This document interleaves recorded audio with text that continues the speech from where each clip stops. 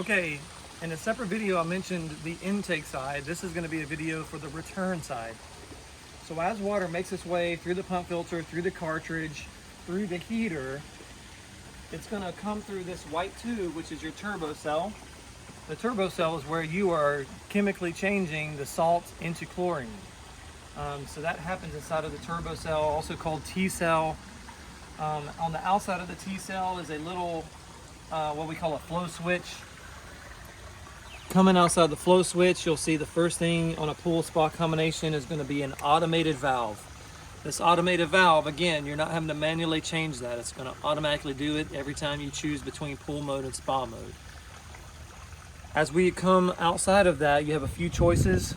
Now, if you don't have waterfalls on your pool that are separate from your spa, outside of this, you would literally have one side that's just to the pool and one side that's to the spa.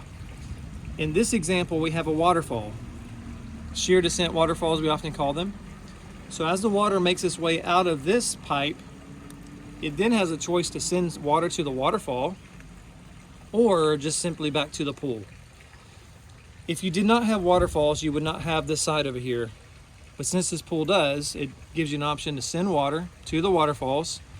And then this last one is a balance between the waterfalls, because typically you have two of them. And so that just allows you to send the correct amount of water to each side if they're imbalanced. The way that this works, just a quick backup and review, is if you had a pool and spa with no extra waterfalls, this would do all the work for you. There'd be nothing over here for you to move or change. This example, because we have some additional waterfalls in the wall, what you'll see is the automated valve. That one does the work by itself. Then your choice over here would be able to send water to the waterfall. If I wanted to do that, I just take this valve where it says closed. Currently the waterfalls are closed. I just open that up. And if I open that up, I start sending water to the waterfall, and you can control how much you want to send. Sometimes if you have a really, a lot of waterfalls, you can send a lot of water over there, and then you just basically do it per pool. It's a little bit different on each one. If I wanted to send all the water to the pool and don't run the waterfalls, I simply close the waterfalls. And that sends all the water, bypasses that side, all of the water goes back to the return jets. And that is the return side of a pool and spa combination.